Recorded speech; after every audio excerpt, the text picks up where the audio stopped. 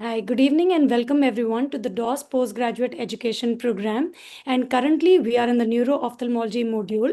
And today we have with us an eminent speaker, Dr. Gazella Bruce Vasari, who will be talking about a very important topic, that is optic nerve, the relevant anatomy and physiology. So as we delve into the Neuro-Ophthalmology module, we are starting with the basics, that is the anatomy and physiology of the optic nerve, that is core to the subject and very important for understanding all the pathological conditions that are associated and that are found that are described in the subject of neuro-ophthalmology. We'll be having Dr. Bipsa Sharma and Dr. Anita Gangar ma'am who will be joining for the discussions on this topic. And the speaker for the day is Dr. Gazella Bruce Waziri, and she's currently working as an assistant professor in ophthalmology at RML Hospital. She has done her senior residency from RP Center, AIMS, New Delhi, and she's worked as a glaucoma consultant at LVPI Hyderabad.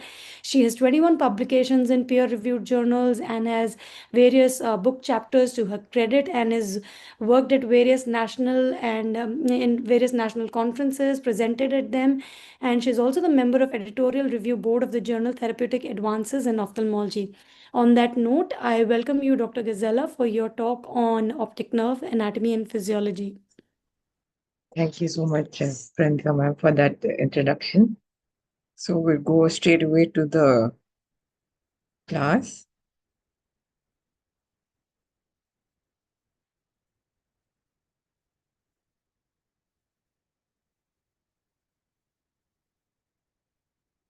So are my slides visible? Yes, we can see them. Okay. So we'll start straight away. So we have the topic for today is optic nerve, relevant anatomy and physiology. So these are the abbreviations which I'll be using in the PPT today. And the outline will be, first we'll talk about embryology, then the parts of the optic nerve along with the clinical aspects, then how the fibers are arranged, and then the blood supply. So this topic is important because mainly in the exam, it comes as a theory question. And also it has a lot more relevance, as we'll see at the end of the topic today. So first we'll start with embryology. So starting right from the formation of the optic vesicle and optic stalk. So this starts around the 3rd week of gestation, where the first evidence of the primitive eye formation occurs. Here we can see the neural plate, and it's being played here also continuously to show how the formation occurs. So this neural plate, which is destined to form the prosencephalon, starts to have a depression and a thickening, and this leads to the formation of an optic sulcus. Further, this optic sulcus keeps on deepening, and there is bulging out of the prosencephalon here, and this leads to formation of optic vesicle on both the sides, not only on one side, because there are two eyes on both the sides. And the proximal part of the optic vesicle becomes the optic stalk. It becomes constricted and elongated around the 4th week of gestation, and here it starts forming the optic stalk. So the optic stalk is the original connection between the optic vesicle and the forebrain. So the optic nerve, it develops directly from the CNS. Therefore, it is not a true peripheral nerve. It is a direct continuation. So when this optic vesicle forms, it contacts into the surface ectoderm, as seen here.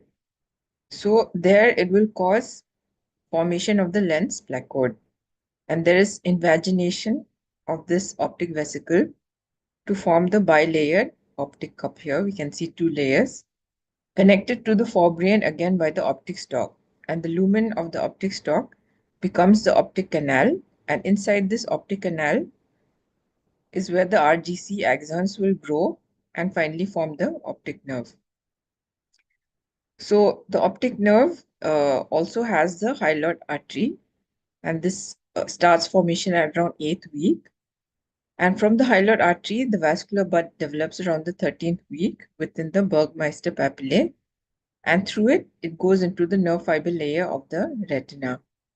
And the glial cells, these are the cells which will form the sheaths of the vessels which are surrounding the optic nerve.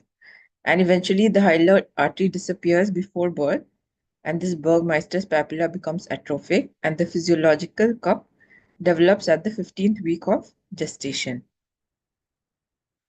So just as a short recap, week by week, what all happens. First, in the 4th week, we said first the optic stalk develops. Then after that, in the 5th week, there is hyaloid vasculature. In the 6th week, the embryonic cleft closes. Then 7th, there is growth of the axon and formation of optic nerve. Then in the 8th week, the stalk fully gets occupied by axons. And these axons from optic nerve reach the retina. And then optic chiasm also starts developing, and optic nerve vascularization starts to form. And the 11th week, there is vascular connective septa start invading into the nerve to divide it into small fascicles. In the 12th week, the covering starts forming. Pia, arachnoid, and dura start becoming distinguishable into the 3 layers. And 14th week, subarachnoid space appears. And 15th week, like we already mentioned just now, the physiological cup starts to form. And 18th week, the vascularization is completed. And then the 23rd week, the myelinization starts. So like we said, the glial elements are formed from 9th week to 18th week. Vasculature develops at 11th week, same time like the CNS. And vessels and connective tissue from the pia mater begin to appear around the 11th week. And capillaries are separated by astrocyte sheath and perivascular space. And vascularization, like we already saw in that table, is completed in the 18th week. So the supporting structures to the optic nerve are just like the CNS, dura mater, arachnoid, and pia mater. And these are derived from the mesenchyme. And because it is an extension of the brain, it has astrocytes and oligodendrocytes as the supporting cells and not Schwann cells like other peripheral nerves. So this myelination begins around the 7th month, and it starts from the LGB. It starts posteriorly, and then it proceeds towards the eye, and it stops at the level of the lamina cribrosa. And complete maturation occurs shortly after birth. So if there is myelination beyond the lamina cribrosa, it can lead to myelinated nerve fiber. So this is again just to recap a table to show what all structure forms what all final structure in adulthood. So optic vesicle forms the optic cup and the optic stalk. The optic cup also leads to the formation of inner and outer layers of the retina. Optic stalk becomes the optic nerve, and the optic fissure allows the hyaloid artery to enter into the eye, and the RGC axons form the optic nerve fibers, and the hyaloid artery ultimately becomes the proximal part of the central retinal artery. So the importance of embryology is that it will tell us about the developmental anomalies. So coloboma of the optic nerve, as seen here, is due to incomplete closure of the optic fissure. Then we have morning glory disc anomaly, as seen here, is due to defective development of the optic stalk or RGC axons, and a persistent hyaloid artery occurs if regression of the distal hyaloid system fails. So again, another table just to show if there is any defect in any formation, what it leads to the anomaly. If there is incomplete fissure closure, like we already said, there is optic nerve coloboma. Underdevelopment of axons leads to optic nerve hypoplasia. Failure of formation totally by itself is optic nerve aplasia. Malformation of the disc sclera junction is morning glory anomaly. Posterior scleral ectasia will lead to staphylomas. Persistent fetal vasculature, Bergmeister papillae. Abnormal myelination will lead to myelinated nerve fibers, like we saw in that photo. Localized excavation will lead to optic disc pit. And if there is any abnormal insertion, it will lead to a tilted disc. So the optic nerve is the second cranial nerve, starts from the RGCs in the retina to the optic chiasm. So it has special somatic afferent fibers for vision and also afferent of pupillary light and accommodation reflex. So it is divided into different parts. so that it is easier to study the applied anatomy. So the intraocular part is a small part, 1 mm. Intraorbital is long, it is around 30 mm. And the intracanalular is around 6 to 9 mm. So here it is 6 to 9 mm because the dura also forms an extra sheath, lengthening it to 6 to 9 mm. And intracranial is around 10 mm. So intraocular part, also called the optic nerve head, is from the surface of the optic disc to the posterior margin of the sclera. It is around 1 mm deep and diameter is around 1.5 mm horizontal and 1.8 mm vertical at the level of the retina. And like we already said, the axons become myelinated immediately after the ending of the ONH. So this part of the optic nerve is divided again into 4 parts because they have different tissues and different blood supply. So first we have the superficial nerve fiber layer, which is the topmost layer. Then pre-lamina means above the lamina cribrosa. So if the lamina cribrosa is here, before that it is pre-lamina. And after that it is the retrolamina portion. So a more familiar diagram which you must have seen in many textbooks is also this, to divide it into the 4 layers. Here we have the nerve fibers, so surface nerve fiber layer. Above the lamina cribrosa, prelamina, lamina, and retrolamina. So this is just to show that here we have the presence of Muller cells. So Muller cells, this 1A you can see here, Muller cells along with the astrocytes will form this membrane above the optic disc, which is called the internal limiting membrane of Elschnig. Then in the central part of this membrane, there is a thickening, and this is called central meniscus of Kundt.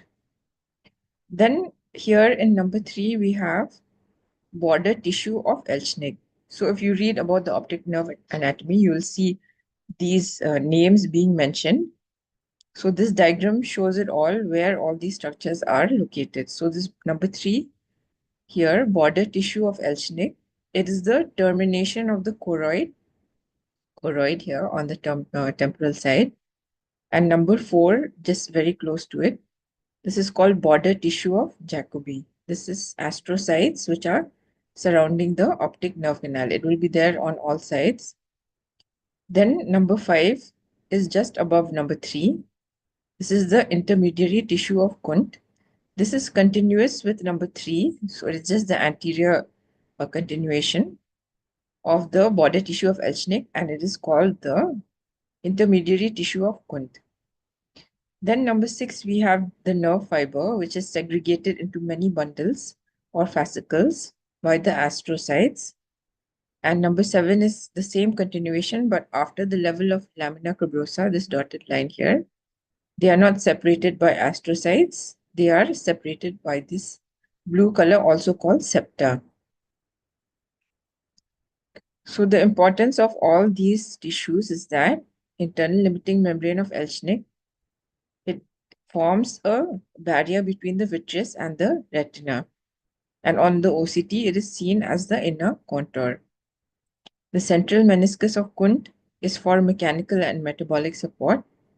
The border tissue of the Elschnig, ending of the choroid, is for forming the structural boundary of the optic nerve canal. And this border tissue of Jacobi, which was a little bit anteriorly, is to separate the optic nerve from the choroid. Then intermediary tissue of Kundt is for separating the neural retina from RPE, and also so that there will be sealing at the optic disc margin. So if we go into each layer of the optic nerve head, the retinal nerve fiber layer contains the retinal nerve fibers. So how these are arranged, we will be discussing a little bit later. After that, we come to the prelaminar portion. So here, the axons are separated into bundles and begin to turn to the optic nerve head. And they are separated and supported by astrocyte processes, as we already saw in that diagram. And they contain unmyelinated optic nerve fibers, astrocytes, and glial processes. So this loose glial tissue does not bind the axon bundles together, as do the Muller cells of the retina, and therefore fibers here are more easily separated. So that's why during papilledema, because these tissues are not bound together, the disc swells very easily, unlike the adjacent retina. Then we come to the lamina cribrosa. Here, this is the segment with collagenous extension from the adjacent sclera. So it is part of the sclera. Collagen fibers crisscross each other, and with interwoven mesh of astrocyte processes, they provide the metabolic and structural support to the axons. So there are around 500 to 600 lamina per trabecula, and the pores in the superior and inferior quadrant are larger, as you can see in this diagram also, they are larger than as compared to nasal and temporal. Laminar beams are mainly composed of fibers of elastin, collagen, type 1, 3, 4, 5, 6, laminin, and fibronectin. So this lamina cribrosa is not a straight structure. Usually it will be curved, slightly concave posteriorly due to the optic nerve pressure. The function of lamina cribrosa is to give structural support to the nerve. It is a barrier between IOP and CSF, and also it helps in exoplasmic flow. So it is important in glaucoma and myopia because in glaucoma it may be displaced posteriorly due to the high pressure, and myopia also it will have uneven posterior dislocation of the lamina cribrosa. Then the retrolaminar portion is where the myelination starts, and this myelination is derived from the oligodendrocytes, and there is a decrease in astrocytes now.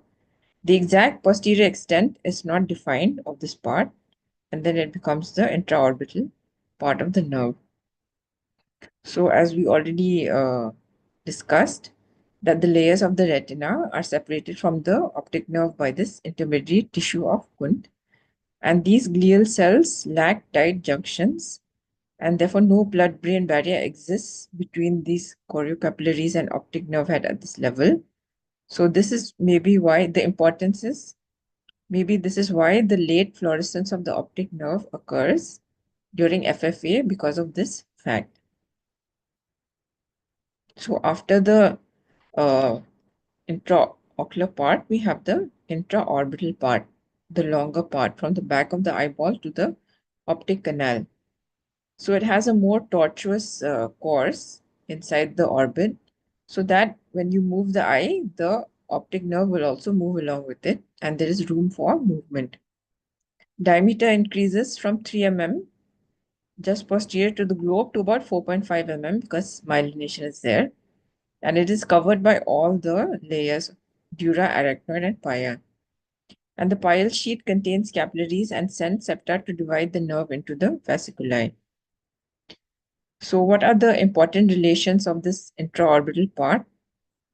Anteriorly, it is surrounded by the long posterior ciliary artery and short posterior ciliary artery, and it is separated from all the extraocular muscle fibers seen here by orbital fat, the presence of orbital fat in this area.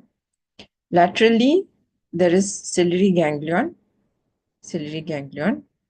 and sympathetic root of the ciliary ganglion, inferior division of the oculomotor nerve, and the sixth nerve also. And superiorly, it is crossed by the ophthalmic artery, the superior ophthalmic vein, a vein is not shown here, and the nasociliary nerve. So all these structures cross from lateral to medial superiorly. Then inferomedially, the central retinal artery and vein pierces the optic nerve here, 10 mm behind the eyeball. And posteriorly, there is the optic foramen, and here we have the annulus of Zinn. So clinical aspects of this part of the optic nerve is that compressive lesions in the lateral part of the orbit, which we already discussed, all that ciliary ganglion, inferior division of the third nerve, sixth nerve, nasociliary nerve, all of these can get damaged if there is a compressive lesion in this area. Retrobulbar optic neuritis, there is pain on eye movement because the superior rectus and medial rectus are adherent to the dura of the optic nerve here. And in case of orbital apex syndrome, obviously because the second optic nerve, the second cranial nerve, optic nerve, there will be loss of vision, proptosis, and painful ophthalmoplegia because of the extraocular muscles. After the intraorbital part, we have the intracanalicular part. Very small part here, intracanalicular part, you can see. So the optic nerve enters the optic canal through an opening in the lesser wing of sphenoid and at the apex of the orbit. Medially, it has the sphenoid sinus and the ethmoid sinus. And inferolaterally, there is the ophthalmic artery, and this lies within its dural sheath. So the important relations of the intracanalicular part, so you will have to draw this diagram when it comes in the exam. So this is the superior orbital fissure, which is being divided by the annulus of Zinn into superior, middle, and inferior part. So how we used to remember this is superiorly we have LFT, lacrimal nerve, frontal nerve, trochlear nerve, and also superior ophthalmic vein. Then the middle part, we used to remember it by the acronym ONSA. So oculomotor nerve, nasociliary nerve, and the abducens nerve. And inferiorly, we have the inferior ophthalmic vein. So in this intracanalicular part, the clinical aspects are retrobulbar optic neuritis can occur following sinusitis, because we saw how close the sinuses are due to the thin medial wall separating the optic nerve from them. And because the canal is very small, if there is any lesion, even if it is very small, it can compress and damage the optic nerve. And head and periorbital trauma frequently involve this part because the intraorbital part is free to move, but within this small area, intracanalicular part, there is limited movement. So if there's any head trauma or periorbital trauma, this part of the optic nerve will be affected. The next part is the intracranial part, which starts from the canal up to the level of the optic chiasm. So it's around 12 to 16 mm long, 4.5 mm diameter, and here it is covered only in pia mater. So it is situated above the cavernous sinus, and it converges with the other side at the level of the optic chiasm over the diaphragma sella. And the internal carotid artery runs first below and then lateral to it. The anterior perforated substance, medial root of olfactory nerve, and anterior cerebral artery lie above it. So just to recap, superiorly, we have the artery, anterior communicating artery. So any aneurysm can compress the optic nerve here. Inferiorly, pituitary gland is there. So any pituitary tumors can also compress the optic nerve from below. Laterally, we have the internal carotid artery. Again, aneurysm here can cause any optic nerve lesion. And medially, it has, again, optic chiasm or pituitary stalk. This can lead to junctional scotoma, which we will discuss now. So we already discussed that the internal carotid artery first goes inferiorly, then laterally. So clinical aspects are Foster-Kennedy syndrome. So we discussed that the frontal lobe, olfactory bulb, these are all close by. So they may compress the optic nerve on that side, and that optic nerve will have optic atrophy. And contralateral papilledema occurs because of raised ICT. And any distal lesion of the optic nerve at this level will lead to either central scotoma or decreased vision of that affected side, with absent direct light reflex, absent on that side, ipsilateral side, and absent consensual reflex on the contralateral side, but the near reflex is intact. But if there is a proximal lesion, so distal means here and proximal means closer to the optic chiasm. So the more closer to the optic chiasm, it will lead to formation of junctional scotoma. So the first scenario here, distal lesion, will lead to this kind of a picture. And the second scenario leads to junctional scotoma, means the affected side fully having a scotoma, and the other side, the superotemporal area, is having a scotoma. So why does this happen? This is because of how the fibers traverse just near to the optic chiasm. So these lower nasal fibers, they will traverse the chiasm low and anteriorly, and they will loop around the other optic nerve, also called von Willebrand's knee. So if there is any lesion at this level, this optic nerve will be gone, leading to this scotoma. And because these are the lower nasal fibers, they will affect the upper temporal quadrant, leading to junctional scotoma. So next section is how are the nerve fibers arranged. So in the retina, we have the papillomacular bundle, which is centrally. This goes from the macula directly into the optic nerve.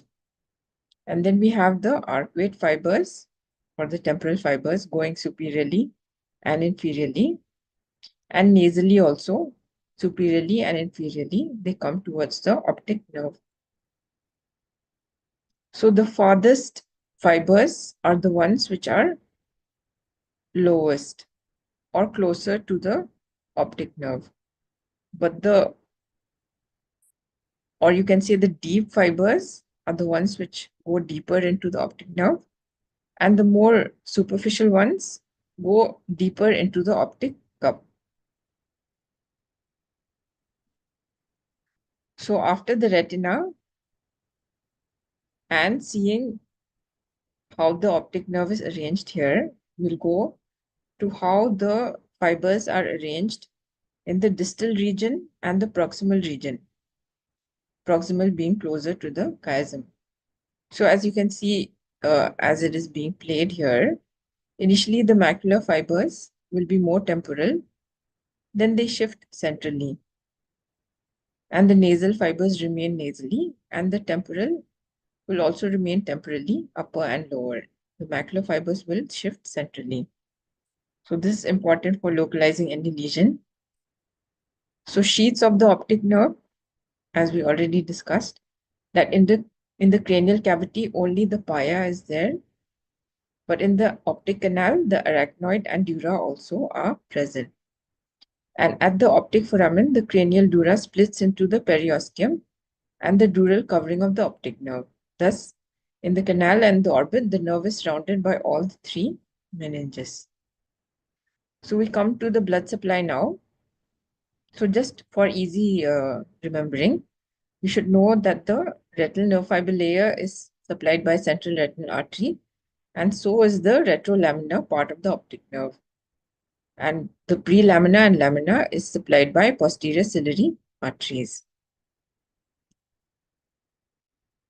So surface nerve fiber layer, like I said, by central retinal artery, by capillaries derived from the retinal arterioles.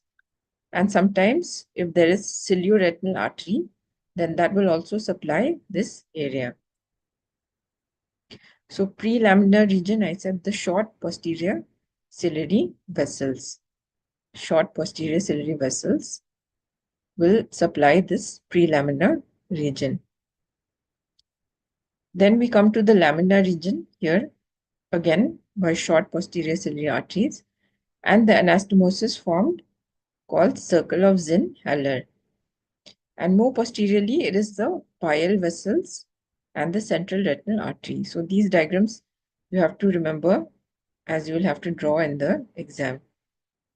The important aspects of this blood supply is that the main blood supply to this part of the optic nerve head, is by the posterior ciliary artery, as you just saw. So these vessels here have non-fenestrated endothelial cells with tight junctions. That's why if you do MRI in a normal patient, there is no pathology seen, but only in cases where this blood nerve barrier may be destroyed, like in optic neuritis, there will be enhancement on MRI. And there is auto-regulation of the optic nerve head vessels here, but only up to a certain range. So they have myogenic auto-regulation, metabolic, and neurogenic regulatory mechanisms. So it depends on the ocular perfusion pressure. If it is around 40 to 60, there will be autoregulation. If the mean arterial pressure is around 60 to 120, there will be autoregulation. And also if the IOP is less than 40. So clinical aspects are in anterior ischemic optic neuropathies. These occur here because the end arteries have watershed zones. So therefore, they are very vulnerable to ischemia if the perfusion pressure falls. And there is segmental visual loss in these anterior ischemic optic neuropathy because the PCA has segmental distribution of blood supply to the choroid and to the optic disc. And in NAION, because there is a different variability in different individuals, and how many number of arteries are there and how is the artery distributed. So that's why you'll see various patterns of pallor and visual field changes in NAION cases. So venous drainage in all the zones of the optic nerve, most of the venules will drain into the central retinal vein. And occasionally septal veins may drain into pial veins. So the applied anatomy is that optociliary veins may enlarge in case of optic nerve sheath meningiomas. So now we come to the intraorbital part. What is the blood supply here?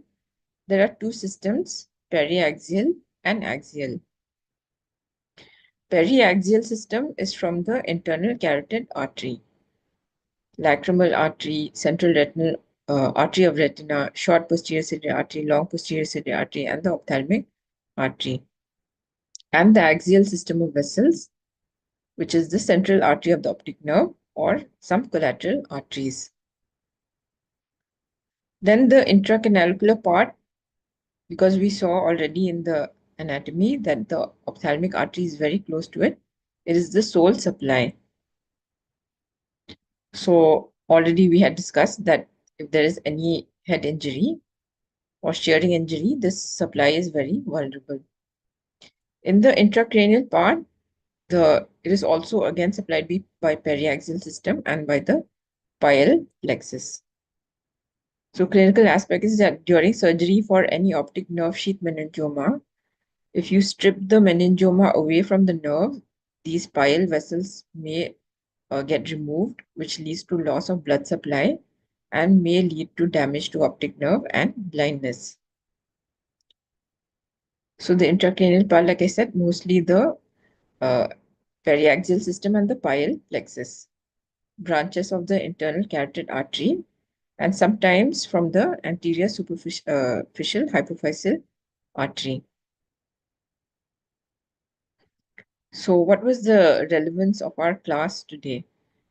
Why do we need to know the optic nerve anatomy and physiology? Is that clinically we will be able to localize and diagnose optic neuropathies if we know the anatomy. For surgical and for imaging means if there is any tumor or aneurysm, we will know where the location is and plan the surgery accordingly. And also during any imaging, CT or MRI, you will be able to look for the various structures there and interpret what the findings are. And also for any ischemic optic neuropathies and glaucoma by knowing the blood vessel and vascular insight. And also for further research in the future in forms of neuroprotection, regeneration, and in imaging technology. So these are the references. There were many more, but these were the main ones. Thank you.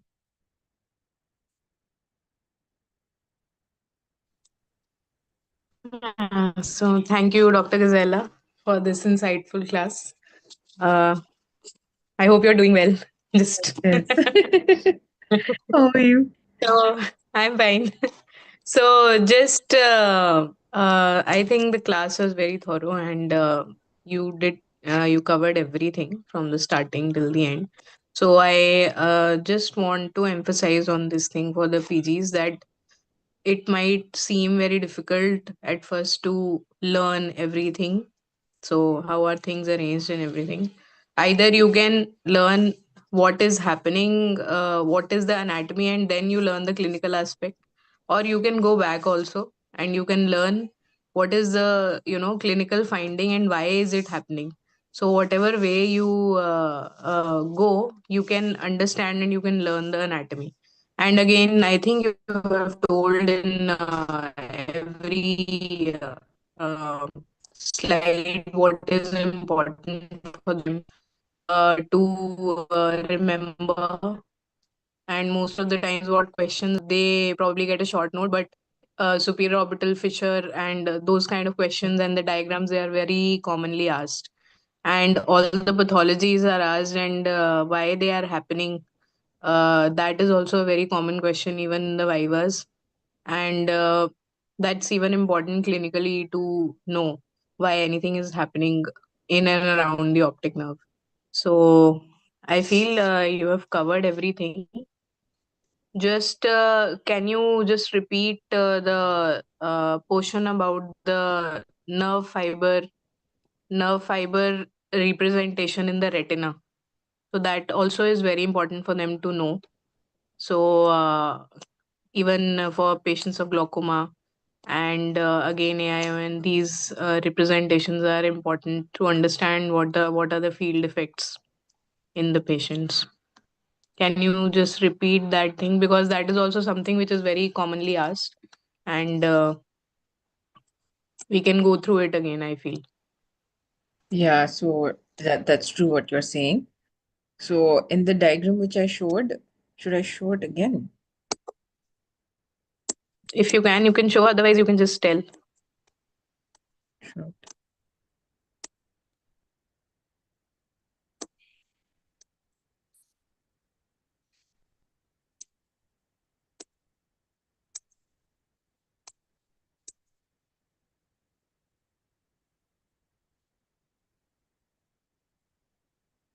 Is it visible? Yeah, your main screen is visible. Yeah. So I think this diagram is very commonly asked. Yeah, you're right, Abhitsa. Yes. So mainly for glaucoma, it is Yeah. important that the arcuate fibers are first involved and not really the papillomacular bundle. So that's why we get the characteristic visual field defects in glaucoma, like the paracentral scotomas. Then we get the superior arcuate, double arcuate, because these are the fibers which are first involved, means the superior and inferior part of the neuroretinal rim. But in case of many of the other non-glaucomatous optic neuropathies, it is usually the temporal part of the optic disc or the papillomacular bundle which gets affected. And that's why we mainly get the temporal pallor in those non-glaucomatous optic neuropathy. Whereas in glaucoma, you will have the excavation, thinning, notching in the superior and inferior part. So that will be seen clinically also, and it will be seen on OCT, and it will reflect also in the visual field, where most of the non-glaucomatous will have field defects like central scotomas. Yeah. Yeah. So just I thank you for answering this. So I think you've probably covered everything. We can close this session. Thank you so much for taking this class. It is actually a very important class because Oh, every pathology is linked to the anatomy. And yes, yes. the day that everyone will understand this thing is the day that we are successful for the It's something that PG. most of us don't want to learn. This part is very boring, but Yes, but it is uh, very important if you want to understand the pathologies. yes. That's very true. Okay, okay. So, Thank you so much. thank you so much, Dr. Gazella, for taking this class. Good night. Good night. Good night, everyone. Yeah, thank you. Good night, everyone. Good night.